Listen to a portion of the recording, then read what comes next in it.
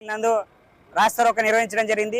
ఈ రాస్తారోక ముఖ్య ఉద్దేశం ఈ రోజు వెంకటగిరి గ్రామంలోన ప్రాథమిక ఉన్నత పాఠశాలలో మైనర్ బాలికలపైన కీచక ఉపాధ్యాయుడైనటువంటి లక్ష్మణ్ రావు అమ్మాయిలపైన లైంగిక వేధింపులకి గురి చేస్తూ కొన్ని రోజుల పాటు ఇబ్బంది పెడతా ఉన్నాడు।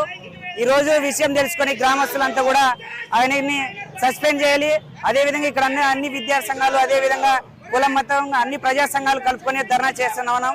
ఈ రోజు విద్యా బుద్ధులు నేర్పుతున్నటువంటి ఉపాధ్యాయులే సమాజాన్ని మెరుగుపరిచేటువంటి ఉపాధ్యాయులే మీరే మైనార్ బాలికలపైన సిగ్గుగా ప్రవర్తించి లైంగిక వేధింపులకు పాల్పడుతున్నారంటే మీ సభ్య సమాజం ఎటువైపు వెళ్తోంది? మీరే ఈ విధంగా చేసే సమాజంలో వ్యక్తులు ఏ విధంగా చేస్తారనేది మీరు ఒకసారి ఆలోచన చేసుకోవాలి।